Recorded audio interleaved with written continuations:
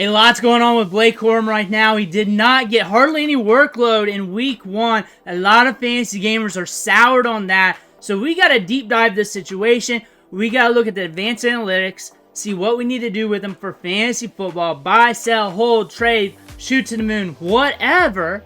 But before we do all that, you need to click that subscribe button right now because we're doing these deep dives on these players every day. We're talking about their situation. We're seeing how they're trending up on the waiver wire. We're seeing how we can strategize around them. Usually their players on the waiver wire are guys ascending or descending. So we got to look deeply into their situation. We also use these videos to help you set your lineups. Click that button. Stop missing out. But a lot's going on with Blake Corum, and he got dropped heavily.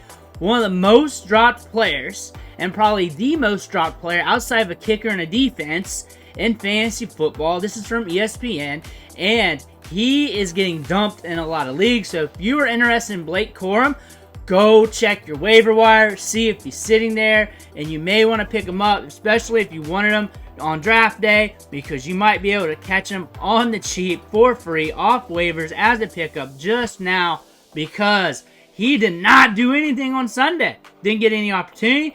Didn't get any carries, didn't score any fantasy points, and people straight up dumped them.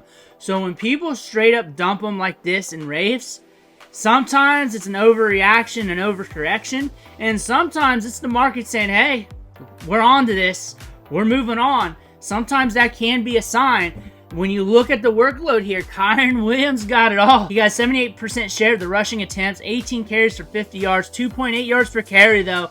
Need to get a little bit higher on those numbers. Need to be a little bit more efficient.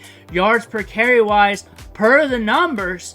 But Sean McVay is going to talk about Kyren Williams' usage and what he thinks about that, which is going to be very interesting when we come to project out Blake Corum. And then when I looked at the running back snaps on offense, looks like Kyren got the bulk of the carries. Is that what you intended to do going into the game? And do you see that being the case going forward?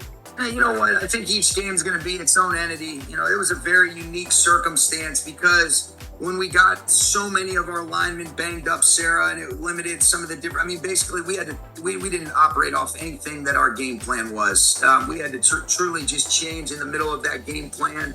So when there's some things that are unforeseen, you're going to go with guys that you trust and that you know. I think the way that the drives unfolded, where there was long breaks in between, I think that's why you saw our running back and tight end rotation reflected as such. You know, Colby Parkinson played 69 snaps. I believe Kyren played 71 when you look at it. So want to get Ronnie a little bit more involved, want to be able to get Blake involved as well. And then, you know, Davis and Hunter got a few snaps. But based on how the game unfolded, you know, it was very unique for a lot of different reasons. None of which probably suit what you guys are really looking for, but that was not how we anticipated the rotation to go. It's the same thing what I say every time about this backfield and Sean McVay. He likes dependability. He likes the fact that he can wheel out Kyren Williams. He knows what's going to happen. He runs the play precisely to how he likes it. He's dependable. That's why he wanted him to return punts. That's why he has him on all those touches. That's why he likes Kyren Williams so much. That's why he's getting all those touches. I mean, he's a good running back and all, but he finds them very dependable. When things get weird, especially in the game scripts, he's going to lean on Kyren Williams. But when we look at the touches and we look at the workload, we can't do that forever. We can't run up with a 30% opportunity share. We had that last year, and then he banged up. He banged up the year prior, but a 30% opportunity share is elite when it comes to workload. He's getting targets out of the backfield. He saw 3 targets and a 6% target share, but he also had 18 rushing attempts. But Kyren Williams is getting the work. The other running backs are not getting it, but that was one game. One game. But this is what we're used to seeing from this Rams offense from last year. Kyren Williams getting the touches, and he got the touches last year. But you see that gap in the middle? That was when he ran down. And when he ran down, they tried to bring in those running backs. They tried to fill the void, and they couldn't. And during that time, they talked about getting other running backs in and scaling them back. They brought that up. They talked about scaling them back. And then when they got done with all that, they realized those running backs suck, and we just got to run Kyren Williams into the ground. and they sure did that, and he finished the season strong. Looking at the opportunities per week, that is rushing attempts plus targets. So he got 34 opportunities week 15 against Washington. What we saw on Sunday night was his second most in the last 2 seasons. That being said, that was a lot of workload there, and I was expecting it to scale back to some degree. Maybe I'm wrong, but we also got a 1-game sample on that, and Blake Corum did not get any opportunities.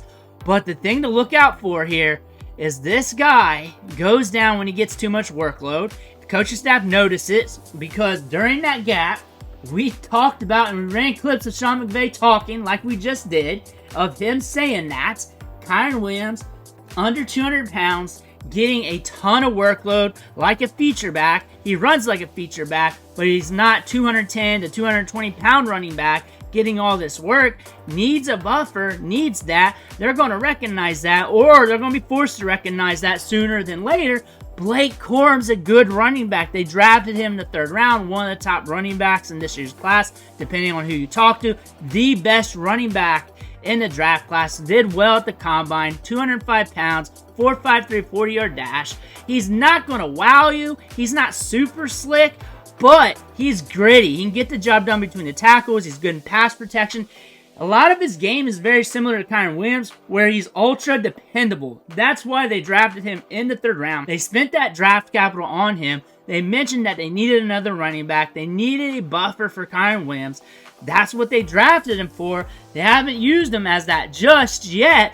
But when we go back to what he did at Michigan, you want to look at 2022. 2023, he was coming back from that knee injury. There was a ramp up there. He started hitting the back end of that season. But in 2022, he was on fire. 3.35 yards after contact per attempt. 473 missed tackles forced.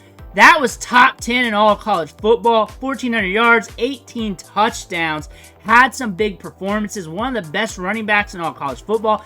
If it wasn't for the knee injury, he would have came out for the draft then. Would have been one of the top running backs drafted. Had to go back another year because they had a knee injury. And he probably would have fell in the draft because a lot of running backs fell in the draft. Look at Zach Evans, who was on the Rams. He fell in the draft as well, who was considered a good talent. Ole Miss, TCU, but fell. But there's some weirdness. We talked about that. But looking at Blake Corum, though, 1,200 yards that final year in 2023. A very stout running back prospect. Very productive. Good at all phases.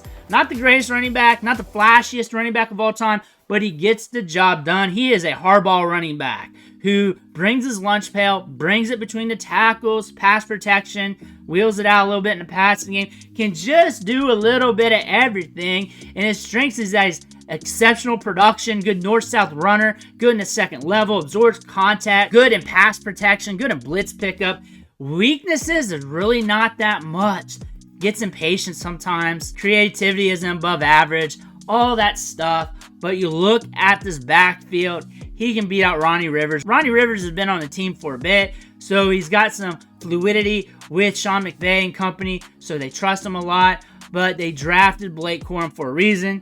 They saw it on tape. We all saw it on tape. Blake Corum, the most NFL-ready running back in the 2024 NFL draft class, going to play behind Kyren Williams. Something happens to Kyren Williams. If he continues to see a big-time opportunity share, he's going to get banged up. He's going to be out. And now looking at this matchup against the Cardinals coming up, the Cardinals last year, the worst defense when it comes to allowing fantasy points to running backs, and Kyren Williams rushed for damn near 300 yards in his 2 performances against them combined, and then also over 50 fantasy points, pushing 55 fantasy points in PPR.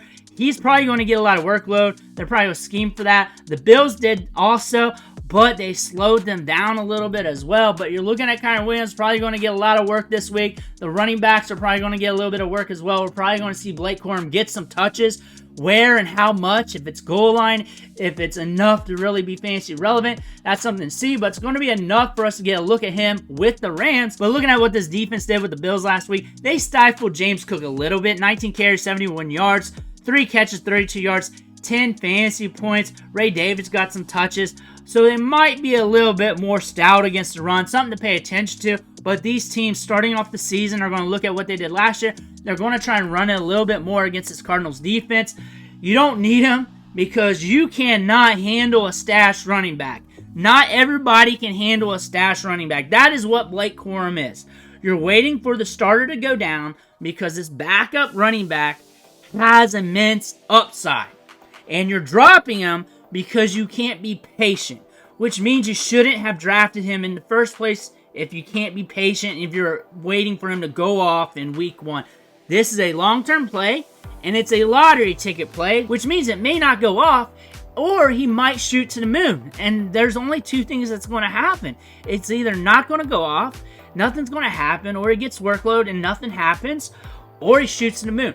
He has the potential, compared to a lot of those other mid-round to late-round running backs, to shoot to the moon and be a league winner. You're just waiting for Kyren Williams to go down. And if he keeps getting the workload like he did in week 1, that's probably going to happen because we got a history of that. You need him because you want the lottery ticket. You want to go YOLO. You can hold on to the lottery ticket. You're patient. You're going to work the waiver wire correctly. You got the set amount of lottery tickets you need. That 1, 2, 3 plays. And now this is a scheme or a strategy that basic fantasy gamers can use in traditional leagues. Maybe you can only use 1 lottery ticket and you just pick your guy, rotate him in and out.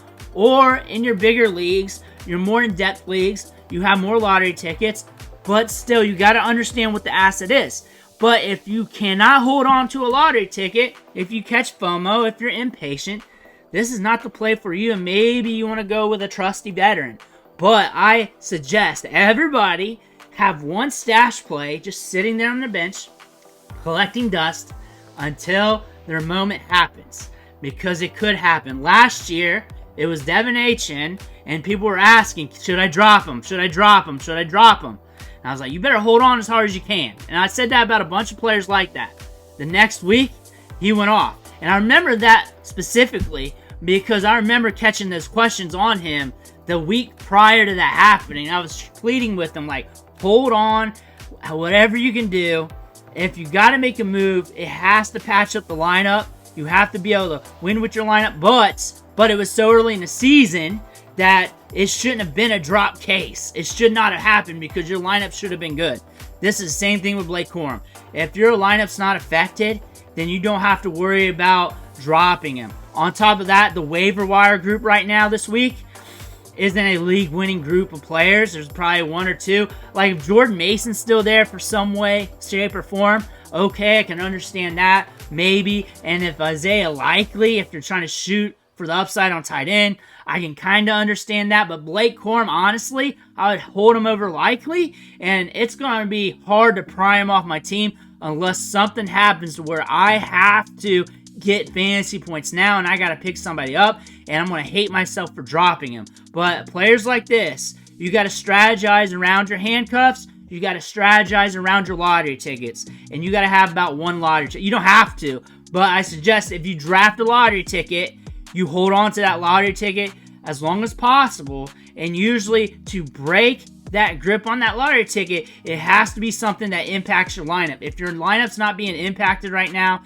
and you're not stressing to set the lineup, you do not need to chase the waiver wire to drop your lottery tickets. You got 1 or 2 of them on your team. You selected them for a reason. He's an expensive lottery ticket at that. You paid a good pick for him. Don't drop him. Hold up tight. And if he's falling on the waiver wire in your league and you got a shitty wide receiver to drop, do it. Get him. Hold on. Get him as a lottery ticket. Do so. Let me know what you think in the comments below. Make sure to hit that subscribe button on the way out. Thanks for watching. Catch you on the next video.